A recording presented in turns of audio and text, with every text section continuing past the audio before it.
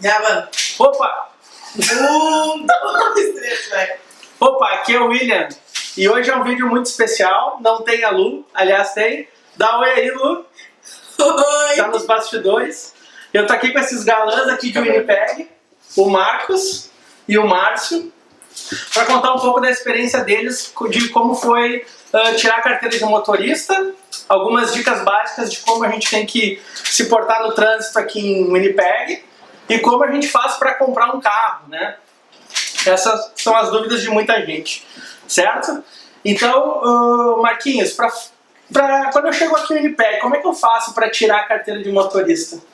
Bom, o primeiro passo é entrar no site do MPI, onde você consegue obter mais informações, é o órgão oficial aqui do governo. O MPI, para quem não sabe, o MPI é equiparado ao Detran aqui no Brasil. Então, outro detalhe importante a respeito do MPI é que o seguro de veículos aqui é compulsório e é o MPI que faz a gestão deles. Então, se você jogar no Google MPI, MPI Manitoba, é o órgão oficial, é onde você obtém mais informações. O primeiro passo é ir num agente do Autopack, onde você vai se cadastrar como cliente. Você paga uma taxa, salvo engano, $10, né? $10 para fazer o download de teste. $10, isso. E você se cadastra, paga essa taxa de $10. Primeiro passo, tem que fazer o teste de conhecimento, que é o teste escrito. E esse teste, como é que é? Que nem lá no Brasil, primeiro a gente tem aula, depois faz uma prova, depois tem aula prática, como é que funciona? Bom, é o seguinte, o primeiro passo do teste, você vai online, no site do MPI tem um livrinho onde você estuda, e o livro é em inglês, e tem também um quiz, que são perguntas e respostas, onde você pode treinar quantas vezes você quiser, enfim, são várias questões diferentes. Então não é igual no Brasil, não é obrigado a fazer aula, mas você tem que obter uma pontuação mínima para ser aprovado. Então convém estudar muito. O teste escrito pode ser feito em português, em português de Portugal, vale ressaltar que é diferente. Em português de Portugal, cu é bunda. Então, o Márcio fez a prova agora recentemente, ele pode até falar um pouquinho melhor a respeito da prova. Como é que foi a prova? Bom, no primeiro caso, o que eu fiz? Eu fiz o estudo através do inglês, o handbook, você baixa lá o PDF, é o handbook. Achei muito importante ler o handbook, porque assim, você até pode fazer realmente estudar pelo quiz, várias pessoas estudam pelo quiz, mas o handbook ele tem muitas informações complementares. Eu acho muito importante você ler o handbook, porque se não cair uma pergunta, por exemplo, no sentido assim, de tá passando na frente de um ônibus escolar, ambas as direções têm que parar naquele momento. Não é simplesmente o que está do lado direito ali do ônibus escolar tem que parar. O que vem de frente também tem que parar. É muito importante isso. Porque numa ocasião de uma criança atravessar a rua correndo, ambos os lados têm que estar totalmente estacionados. Mesmo se diz também para as ambulâncias ou os carros os fire. Os carros de bombeiros. E carro funerário também. Porque eles têm que atravessar muitas vezes para outra pista contrária, se precisar fazer um desvio, alguma coisa, o outro lado também tem que estar completamente parado. E aqui tem muito, né? Ambulância, bombeiros. Aqui é demais. Aqui é demais. A questão do cortejo funerário aqui é interessante, porque na verdade não é que você tem que parar do outro lado da rua, mas se tiver um cruzamento, o cortejo funerário, o carro funerário ali, seguido pelos familiares, são vários veículos, você tem que esperar todo mundo passar. Eu me deparei com isso esses dias. Então, é importante mesmo o que o Márcio falou. A questão do quiz é porque muitas questões que caem naquele quiz do site do MPI, elas caem na prova. Então, eles repetem as questões. E não é muito difícil não, gente. Não precisa ter muita preocupação. Eu, particularmente, fiz em inglês, porque eu estudei inglês, o Márcio também.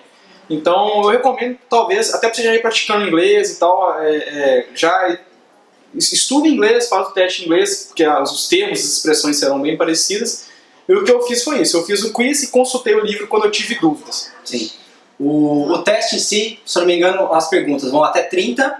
Se você já responder 24 perguntas e já forem corretas, o teste já para por ali mesmo, já finaliza, já te dá o PES ali na própria tela. Sim. E você já começa depois a fazer a documentação e pagar o restante dos valores lá. Tá, essa é a parte teórica. Tem alguma parte prática, algum teste prático? Tem. É o seguinte, é só para complementar, quando você finaliza o teste escrito na hora, já é obrigatório, compulsório fazer o teste de visão.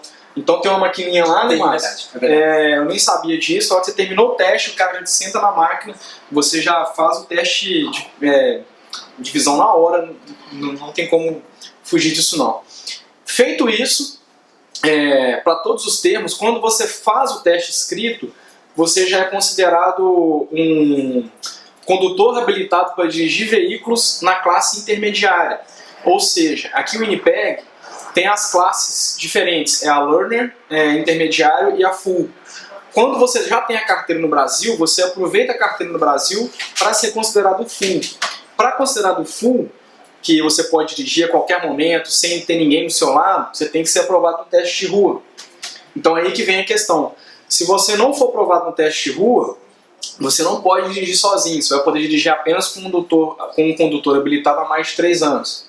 Então, no meu caso, o que eu fiz? Passei no teste de rua, marquei a prova já, imediatamente marquei a prova de, perdão, passei no teste escrito. Knowledge Test, exato. Já marquei a prova de rua e já saí correndo atrás do instrutor.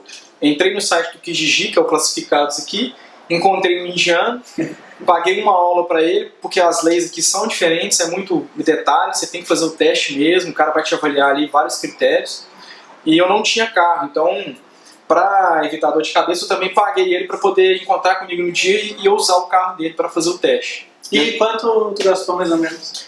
Então, a aula foi $50, $50 a aula e $50 o teste. No dia do teste, como eu paguei para ele 1 hora de aula, ele chegou um pouco mais cedo, deu uma volta comigo no percurso, é por isso que é importante. E, então $100 eu gastei com o instrutor da autoescola e, salvo engano, $30 para marcar a prova de rua. E assim que eu fui aprovado, eu tive que pagar mais uns $70, que é tipo a anuidade da minha carteira de motorista aqui. Então dinheiro atrás de dinheiro. No caso, esses 70 tem que pagar todo ano? Todo ano, tem que renovar a carteira todo ano. O que eu entendi, eu não renovei minha carteira ainda, mas o que eu entendi é que se você tiver um bom prontuário, você tem desconto na renovação e desconto no seguro, que é compulsório também. Então, se você não cometer nenhuma infração de trânsito, a sua carteira vai segurando ali o prontuário, entendeu? Um ponto importante para se dizer aí é que no meu caso eu não trouxe minha carteira traduzida do Brasil. Então eu tive que ir aqui no Imigrante Center fazer a tradução dela. Paguei $35 pela tradução. Eu mesmo tinha que fazer a tradução, esperar 1 a 2 semanas para ser traduzida. E depois eles ficam presos lá com a sua carteira lá dentro do MPI. Fica com eles, né? Fica com eles. A sua original do Brasil vai ficar com eles. Você vai ganhar depois a provisória, mas a sua original fica com eles. Mas aí fica com eles ou tu pode pedir de volta se for pro Brasil ou tu não pode? Não sei te dizer. Tu pode pedir de volta. Só que o que muita gente faz aqui é contra a lei de Manitoba você ter mais de uma carteira de motorista. Mas você pode sim pedir quando você quiser ir para o Brasil. Se é uma pessoa que vai com muita frequência para o Brasil, o que você pode fazer não te impede de pedir segunda via lá no Brasil. Então algumas pessoas pedem segunda via no Brasil e acaba que você vai ter as 2 carteiras, né? O ponto importante a respeito disso que o Marcos lembrou, ele traduziu. Eu levei a PID, só que eu não estou com a minha PID agora. Se você olha a primeira página da PID, ela é em português, o que é ridículo, é uma carteira internacional com a primeira página em português. Aí, as principais informações da PID, que é a primeira página, está em português. O que está em inglês é só o tipo de veículo que você é autorizado a conduzir. Então, quando eu cheguei aqui no MPI, eles têm um livro que eles consultam, eles têm um modelo de todas as carteiras de todos os países do mundo, onde eles consultam lá para ver as informações. O que acontece? Esse livro foi descontinuado. Então, algumas pessoas estão tendo dificuldade, eles estão agora exigindo a tradução, que foi o que o Márcio teve que fazer. Algumas pessoas ainda conseguem com a PID, com a carteira do Brasil, vai depender de quem te atender no MPI. O MPI é um órgão muito grande, muita gente diferente trabalhando, mas o procedimento padrão agora é ter que levar a tradução. E eu aconselho trazer também a PID, porque algumas locadoras exigem, se você precisar de alugar veículo aqui, eles vão pedir. Eu tive uma experiência que eu fui alugar um veículo numa locadora local, né, mais barata, e eles não me alugaram porque eu não tinha carteira internacional. Sim, tive o mesmo problema. Eles vão daí eu tive que alugar em outra locadora, tipo a Alan, assim, porque não aceitava naquela locadora mais barata. Eu tive 2 experiências, né? Para dirigir aqui em Manitoba, por exemplo, a Cris teve que pegar o aluguel do carro por causa que ela trouxe a PID. E quando eu fui para Toronto de carro, eu dirigi 4.000 km, aí aceitaram a minha. Estranho, justamente. Então, É bem estranho, mas assim, não é uma coisa que vai mudar o seu orçamento. Então traga, se você puder, já traga as duas. Se você deixar para traduzir documentos aqui no Canadá, já comece a providenciar o quanto antes, porque você só pode dirigir com a carteira do Brasil durante um período de 3 meses. E isso é muito importante, porque você não quer evitar problema, né? Você não quer ser parado pela polícia depois de 3 meses. Então, é isso, foi basicamente isso. Outro ponto importante também, a respeito da carteira, eu comentei isso com você, quando você vai adquirir um veículo, o seguro é compulsório, portanto, eles vão analisar o seu prontuário. Como você não tem um prontuário, se você não tem carteira de Manitoba, o seguro tem de ficar um pouquinho mais caro. Eu não posso falar em valores, vai depender do veículo, da pessoa, mas eu sei que o seguro fica pelo menos uns 300 a 500 Eles devem dólares jogar mais pelo caro. risco, né? Existe o risco aí de ser uma pessoa nova. Sim. Então, tira a carteira, principalmente quem quer comprar carro, para economizar uma mixariazinha no seguro aí, no final das contas. Até é importante, acho que talvez o pessoal não saiba, aqui é obrigatório o seguro, né? Sim. Todo mundo tem seguro, né? Todo mundo tem seguro. Entre aspas, tem que ter o seguro. Porque o que acontece, algumas pessoas fazem, vamos supor, tem gente que tem carro só para andar no verão, ou moto, por exemplo. Então você pode ir no MPA e cancelar o seguro. Então nem todo mundo anda com seguro, mas isso aí já é uma outra questão já que é obrigatório ter o seguro aqui para ter a placa, para registrar o veículo. Ah, certo. E um negocinho legal pra falar depois é o negócio da placa, né? Que a placa é sua, não é que fica preso no Então, carro vou e vai falar agora, embora. como é que funciona? O que funciona é o seguinte, a placa Aí eu fiz a carteira de habilitação aqui Certo. de Manitoba, eu posso ir lá e pegar uma placa pra mim, assim funciona? olha, eu desconheço alguém que tenha feito isso, porque na verdade você tem que ter um veículo para registrar, entendeu? Sim, o primeiro veículo, né, no caso, é isso? Isso. O que acontece é que o registro do veículo que vai estar em seu nome. Então, quando você compra um carro novo, cada vez que você troca de carro, ele vai acompanhar aquela mesma placa. Não é que a placa fica mudando igual no Brasil. Então eu faço a primeira placa quando eu comprar o meu primeiro Sim. veículo e aquela placa me acompanha enquanto te eu acompanha. estiver em Manitoba. Quando você comprar um carro novo, você tira aquela placa, põe num veículo novo. Você pode, salvo engano, 7 dias, você pode usar essa placa até você ir no MPA e mudar o seu seguro, porque você trocou de veículo. Sim. Mas é assim, a mesma placa. E tem placa personalizada aqui. Então, você pode personalizar a placa. Eu Você já já fala vi. meu nome na placa? Pode. Eu trabalho. Então, a galera que quiser ir, eu não sei, a questão do instrutor, eu tive uma experiência muito boa com o meu instrutor, que se alguém quiser, eu posso mandar inbox o contato dele, mas eu entrei no Kijiji, tinham vários lá, e só digitar Driver Instructor lá no Kijiji vai aparecer uma lista. Eu recomendo muito, porque aí vai vir o que a gente vai começar a falar agora. Vocês têm mais alguma pergunta a respeito disso aí, da carteira? Alguma coisa pra colocar? Não, era só para contar mesmo agora na parte da experiência, que é importante falar, né? Porque assim, se você tem o Drive Instructor aqui, o que acontece? Muitas vezes você esquece de dar as 2 olhadinhas por cima do ombro, várias regrinhas básicas que o cara na hora já te repete ali mesmo, já te reprova ali durante a... O Márcio teste. tá falando sobre o shoulder check, que é quando você está dirigindo, você vai fazer uma conversão à esquerda ou à direita, tem um ponto cego no retrovisor, então você tem que literalmente olhar para o lado 2 vezes. 2 vezes, senão 3 pisadinhas no você freio. pode ser... E você tem pode assim perder. sequência mesmo? Tem tudo 3 isso. pisadinhas. E quando você vai estacionar, por exemplo, se eu não me engano, na hora que você vai, você tipo, dá 3 pisadinhas. 3 pisadas. Pra dar uma alertada assim na pessoa de trás, assim, antes de você começar a dar ré, tudo. Então, assim, Isso. Mas Mas esqueceu isso, já é reprovado já. Mas tá falando sobre a baliza aqui. Na hora de fazer a baliza, você tem que dar seta, para, pisa 3 vezes no freio, dá seta de novo e estaciona o veículo, entendeu? Se você, se não me engano, se você encostar no meio-fio durante a baliza ou encostar nos cones quando você faz, você já é reprovado. Então, isso é importante também. Tem 3 tentativas, né, pra fazer. Diferente no Brasil, acho que no Brasil só tem uma. Acho que Tem 3 tentativas, na verdade você tem também um tempo, eu não me lembro mais em questão de minutos, quantos minutos são, mas você pode, se você começar a fazer a baliza e não conseguir finalizar ela de primeira, você pode acertar o carro, contando que ele esteja dentro dos cones e num espaço razoável da guia lá, né? do meio fio, né? Uhum. Então isso é importante mesmo.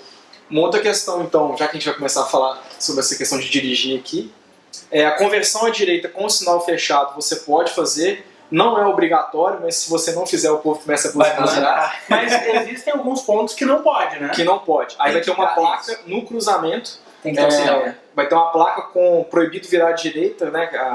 conversão de direita cortada com um sinalzinho vermelho lá. Sim. Uma outra coisa muito interessante também que eu fui descobrir depois que eu já estava, na verdade, andando com um canadense, quando tem uma via de mão única, você está numa via de mão única, e tem uma via de mão única te cortando, e você quer fazer uma conversão à esquerda, você também pode convergir à esquerda com o sinal fechado. Isso é interessante eu não também. sabia disso. Pois é, então, se você está dirigindo mão única, tem uma outra via de mão única, que provavelmente vai estar, né, nesse sentido. Você pode muito bem fazer uma conversão, lembrando, mão única. Então, sinal fechado, conversão à esquerda, mão única, é possível. Você pode. Outra coisa que eu quase bati o carro quando eu cheguei aqui. Aqui é o seguinte, um cruzamento, né, de 4 vias, o sinal está no verde, você quer virar à esquerda, você tem que ir até o meio da via, reduzir a velocidade, parar e esperar, porque mesmo o sinal está no verde para você virar à esquerda, ele vai estar verde para quem está vindo do outro sentido. Então tem que tomar muito cuidado com isso. Às vezes, alguns sinais têm uma seta que fica piscando para virar à esquerda, aí a preferência é sua. Então isso é muito importante quando você chegar aqui para dirigir, principalmente o pessoal que chegou agora, que está alugando um carro, para não se envolver no acidente. Isso é diferente do Brasil também. Então, conversão à esquerda no cruzamento, o sinal está verde para você. Se não tiver a setinha piscando, não é preferência. Tem que parar no meio do cruzamento, esperar e ir. Na hora que não estiver vindo o carro, você vai. Parei no meio do cruzamento, o sinal fechou, e agora? Então, o sinal fechou, fica calmo, pode ir, porque ninguém pode avançar em cima de você. Isso é uma coisa que sempre ficava na dúvida, porque são vários cruzamentos que não dá tempo de entrar. Sim, a maioria. Né? Tu tem que esperar, e aí quando fica vermelho é que para o pessoal de passar, e aí tu pode ir. Eu ficava pensando que talvez eu pudesse ser multado nessa ocasião, mas não, então. Não. O que você não pode fazer... finalizar a sua conversão, né? A finalização da sua conversão. Justamente. E o que você tem que fazer é esperar, se tiver algum veículo no meio do cruzamento, você tem que esperar na sua stop line, você tem que esperar antes da faixa, senão aí sim você pode ser multado. Você não pode avançar junto com ele. Isso. Outra coisa importante, o limite de velocidade aqui. Você sabe qual é o limite de velocidade aqui? Não sei. Quando não tem placa, é 50 km por hora. Imaginei que fosse 50. Quando não tem placa. Se tiver placa, é o limite que está na placa. A área escolar, no horário comercial, tem na plaquinha fala, de junho a setembro é 30 km por hora. E é uma área que eles mais multam aqui o Winnipeg. Então, a área escolar, além do que o Márcio falou a respeito do ônibus, na hora que tiver um ônibus escolar com a plaquinha de stop, tem que parar o carro nas duas vias, também não pode andar mais de 30 km por hora. Isso é importante. Eu já vi várias pessoas, inclusive em test drive lá na loja, serem multadas por causa disso. No test drive. No test drive. O cara se multado. É bem pesado mesmo. Sim. Outra coisa importantíssima aqui é que o ônibus sempre tem a preferência. Isso. Se ele tá na direita, ele tem carro na frente dele, ele vai jogar em cima de você assim porque é a preferência dele. Então a sua responsabilidade é parar para ele entrar na sua frente. É muito importante isso. Você não disputa espaço no trânsito com o ônibus. Ele tá Aqui ele você já vai é perder a sério. briga. Exatamente. Aqui você perde a briga. Detalhe, hein? O cliente meu me falou esses dias lá na loja que aqui no inverno ou você bate em alguém ou alguém bate em você. Então, dirige com muita tranquilidade, porque o pessoal aqui é barbeiro, é ruim de roda. Eu tenho dirigido aí uns dias. Já vi muita gente fazendo coisa absurda no trânsito aí. E coisa importante, né? Tudo o custo que envolver num acidente, alguma coisa, você que paga. Se você tiver em reboque, qualquer outra coisa, policial envolvido, tudo, você vai pagar todo o custo dele. Sim. Mesmo com seguro. Mesmo com seguro. O seguro é só pro carro, as outras despesas envolvidas. Depende. Se você for rebocado, tudo você paga o reboque do cara, você paga tudo que você fez de errado, você tá pagando. Entendi. Isso é um ponto importante, é porque o MPI, ele não tem o Road Assistance, que seria assistência de viagem ou assistência rodoviária, que é o reboque, que é a chupeta lá na hora que arriba a bateria, pane seco. O MPI não tem nada disso. Então você tem que pagar em torno de $300 por ano a assistência rodoviária, em torno disso. Tem uma empresa aqui que chama CAA, que é a mais famosa, mas quando você compra um veículo novo costuma já estar incluso na garantia do veículo. Concessionária aqui? Coloca. Não, a montadora, né? A garantia do veículo. Desculpa. Então, se você comprar um veículo seminovo que já tem garantia, provavelmente você tem ainda esse Road Assistance, é bom olhar. Se não, você pode comprar a garantia estendida para o seu carro, mesmo sendo usado ou seminovo, e a garantia estendida, a maior parte delas te oferece isso. Então, quando você for comprar um carro aqui, já falando sobre comprar carro, compare os preços, veja se é vantagem comprar a garantia estendida, porque ela vai te dar esse road assistance que você não tem. Então, no inverno aqui, o carro arria muita bateria, dá muita dificuldade de partida pela manhã, e se você estiver viajando, né, que é o carro quebrar com você no meio do nada, se você não tiver só o seguro do MPI, você vai ter que se virar para arrumar um reboque. E não é fácil. E no caso, vale a pena então os $300 por ano para ter... Vale a pena você olhar, primeiro, comparar o preço com a garantia estendida. Porque acontece? Quando você compra um carro com garantia estendida, você pode comprar bumper to bumper, que é para-choque ou para-choque. Então cobre o carro todo, de menos desgaste natural, que é pneu, óleo e tal. Então, às vezes, a garantia estendida do carro, se não for muito absurda, compensa comprar a garantia porque já está incluso. Se não, se for muito caro, dependendo do modelo do veículo que você estiver comprando, aí sim, compensa comprar, porque, né, se tiver qualquer problema, você vai pagar um reboque de $100, $70. Então, E vou te falar por experiência própria. Eu aluguei um carro, ele não tinha o step lá, né, não lembro agora qual que era, coisa.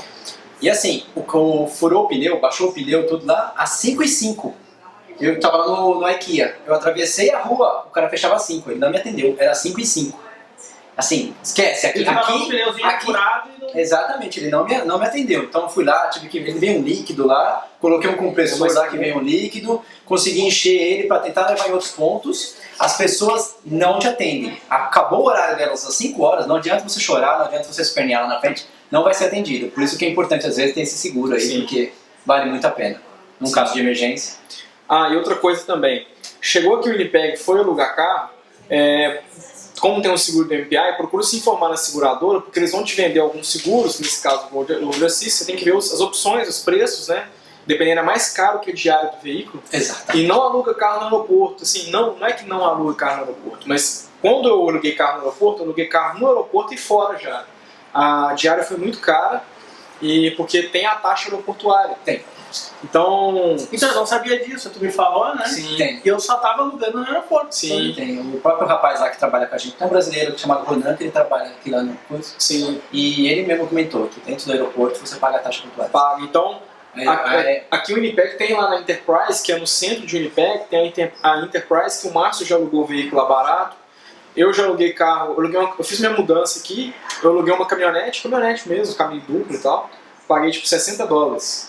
E quando eu aluguei um Jetta no aeroporto foi $130. Então, eu cheguei a alugar um carro no final de semana, meu primeiro supermercado que eu fiz aqui, mais as coisinhas básicas ali do mês.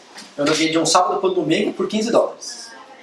$15? Pelo site, fui lá na Enterprise. isso. Na verdade, eu fui lá pessoalmente, ela falou assim, sábado é difícil e tudo. Aí eu bati no celular, baixei o aplicativozinho lá, fui lá, selecionei, voltei lá de novo e falei assim, hoje não vai ter carro. Eu falei assim, mas eu fiz já online.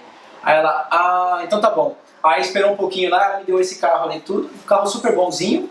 E aí eu consegui fazer tudo, $15. Boa dica, hein? $15. Só que eu já tentei umas 3 vezes lá e não, é deu difícil. overbook, foi muito difícil. Muito a Enterprise caro. é bem difícil. E o resto eu fui na Hertz, do centro ali, né? Aí na Hertz que eu consegui, inclusive, fazer a viagem lá de 4.000 km lá e carregar um cachorro dentro, que nenhuma... coisa importante, tem umas locadoras que não aceitam cachorro dentro. A Enterprise é uma delas, por causa de problemas, assim, de pele, essas coisas, tudo. Eles não deixam você colocar cachorro dentro. Então eu tive que escolher outro. E de dica de direção mais alguma, assim? A gente não dirigiu no inverno ainda, né? Nós na neve. não dirigimos no inverno. No inverno, procure dirigir sempre carro front-wheel drive ou então all-wheel drive, 4x4. Principalmente porque o rear-wheel drive, que é a tração traseira, ele escorrega muito quando você está dirigindo. Dá uma acelerada. Então, isso já está claro para mim, não ter carro rear-wheel drive.